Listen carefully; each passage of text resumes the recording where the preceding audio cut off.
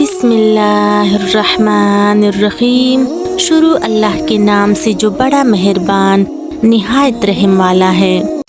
محترم عزیز دوستو، یہ کہانی ایک ایسے بزرگ کی ہے جس نے وصیت کی تھی کہ میری ساری جائیداد میرا جنازہ نہ پڑھنے والوں کے نام کر دی جائے۔ آخر کیا وجہ تھی اس کے پیچھے؟ آئیے جانتے ہیں آج کی ویڈیو میں۔ یہ پچھلے زمانے کا ایک واقعہ ہے کہ کسی گاؤں میں ایک بہت ہی نیک اور محنتی انسان رہا کرتا تھا جس کا نام صلاح الدین تھا، پر اب وہ کافی بوڑھا ہو چکا تھا۔ اس نے اپنی محنت کے بل بوتے پر بہت زیادہ زمین جائیداد بنا رکھی تھی۔ اس بوڑھے آدمی کے 3 بیٹے تھے، لیکن وہ اپنے والد صاحب کے بالکل متضاد تھے۔ ان کا باپ جتنا محنتی تھا وہ اتنی ہی سست اور بدبخت تھے۔ وہ نہایت عیش پرست تھے۔ انہیں گھر میں کسی بھی قسم کی تنگی برداشت نہیں ہوتی تھی۔ وہ تینوں سارا دن بس کھاتے پیتے اور آرام کرتے۔ پورے گاؤں میں ان کے بزرگ والد کی بہت عزت تھی۔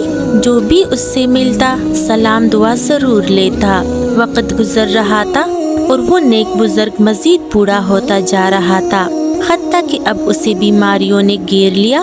اب اس کی حالت یہاں تک پہنچ گئی کہ دن میں 2 بار یا تو حکیم صاحب کو گھر بلوا لیا جاتا یا پھر اسے علاج کے لیے حکیم صاحب کے پاس اس کے دواخانے میں لے جایا جاتا۔ ایک دن بزرگ کو خیال آیا کہ اب تو میرے پاس وقت بہت ہی کم بچا ہے۔ اگر میں فوت ہو گیا تو پتہ نہیں میرے بیٹے جائیداد کی لالچ میں نہ جانے کیا کیا کریں گے۔ اس نے اپنے تینوں بیٹوں کو اپنے پاس بلوا لیا اور ان سے کہنے لگا، میرے بیٹوں، میری خواہش ہے کہ میرے مرنے کے بعد بھی تم تینوں اسی طرح پیار و محبت سے آپس میں رہو۔ میں نے اپنی پوری زندگی تم تینوں کے لیے محنت کرتے کرتے گزار دی، لیکن زندگی کا حاصل صرف دولت ہی نہیں ہوتی۔ آپ لوگ مجھے دیکھیے، میں نے اپنی زندگی میں بہت دولت کمائی، لیکن میرے کام جو کمائی آج آئے گی وہ تم تینوں ہو، میرے بیٹے، میری اولاد۔ میری زندگی کی اصل کمائی تم تینوں ہی ہو۔ تم میری وراثت ہو۔ میرے اس دنیا سے رخصت ہونے کے بعد تم تینوں میرے جائیداد کو مل کر استعمال کرنا اور میرے لیے دعا کرتے رہنا۔ اس کے بعد اس بزرگ نے اپنے بیٹوں سے کہا کہ وہ ایک قلم اور ایک کتاب لے آئے تاکہ وہ اس میں انہیں اپنی وصیت لکھ کر دیں۔ اس کا بڑا بیٹا فوراً دونوں چیزیں لے آیا۔ بزرگ نے 2 الگ الگ کاغذوں پر اپنی وصیت لکھ دی اور انہیں الگ الگ لفافوں میں بند کر کے اپنے بیٹے کو دے دیے۔ ان میں سے ایک لفافے پر لکھا تھا کہ جنازے سے پہلے اسے سب کے سامنے بلند آواز سے پڑھا جائے۔ دوسرے لفافے پر لکھا تھا کہ اسے سب کے سامنے جنازے کے بعد بلند آواز سے پڑھا جائے۔ اس کے بڑے بیٹے نے وہ دونوں لفافے سنبھال کر اپنے پاس رکھ لیے۔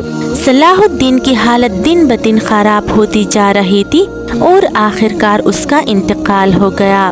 سارے گاؤں میں خبر پھیل گئی کہ زمیندار صاحب وفات پا گئے ہیں۔ ہزاروں کا مجمع اس کا جنازہ پڑھنے کے لیے جمع ہو گیا، کیونکہ اسے کون نہیں جانتا تھا۔ لہٰذا جس نے بھی یہ خبر سنی اس کے جنازے میں شریک ہونے کے لیے دوڑا چلا آیا۔ بیٹے اپنے والد صاحب کی میت کو قبرستان لے گئے۔ جب امام صاحب نے نماز جنازہ پڑھنے کے لیے صفیں درست کروائی تو اس کے بڑے بیٹے نے آگے بڑھ کر اپنے والد صاحب کی پہلی وصیت امام صاحب کے ہاتھ میں تھما دی اور اس سے کہنے لگا، امام صاحب، یہ میرے والد صاحب کی وصیت ہے اور اسے جنازے سے پہلے سب لوگوں کے سامنے بلند آواز سے پڑھا جائے۔ امام نے وہ لفافہ کھول کر اس کے اندر جو کاغذ تھا اسے نکال کر بلند آواز سے پڑھنا شروع کیا۔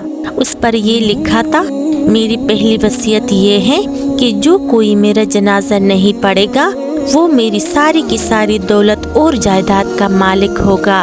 یہ ایک بہت ہی عجیب و غریب وصیت تھی جسے دیکھ کر امام صاحب بہت ہی حیران ہو گئے اور سننے والوں پر خاموشی چھا گئی۔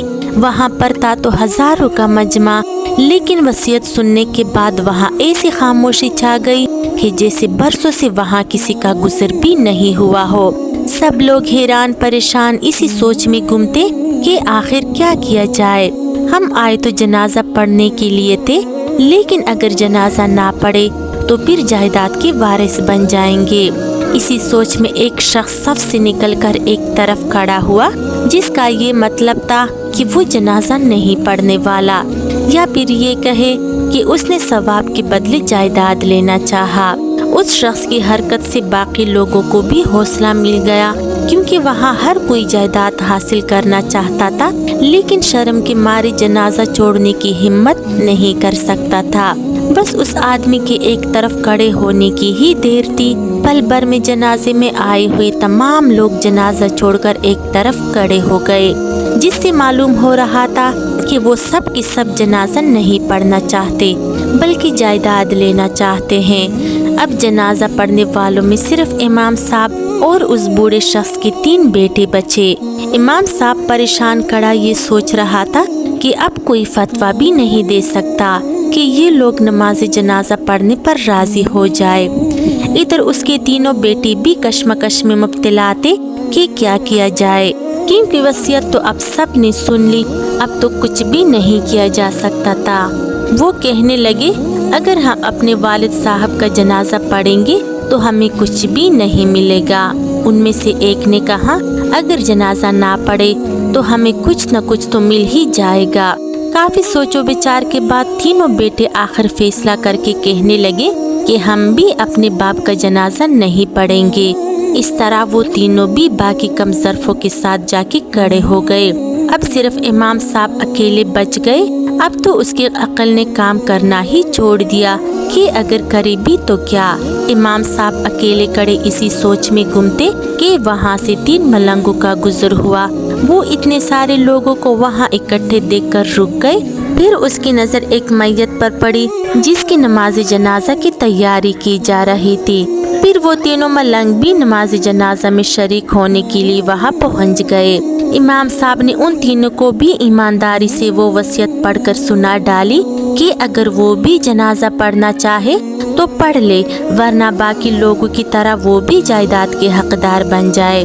वो वसीयत सुनकर वो तीनों मलंग हैरान हो गए कि आखिर ये कैसी वसीयत है। वो तीनों मलंग उस मजमे की तरफ देखकर जिसमें उस बुजुर्ग के 3 बेटे भी थे, उन्हें नसीहत करके कहने लगे, ए लोगों, ये दिन तो हर किसी ने देखना है। आज अगर आप लोग किसी का जनाजा पढ़ोगे तो कल लोग आप लोगों का भी जनाजा पढ़ेंगे।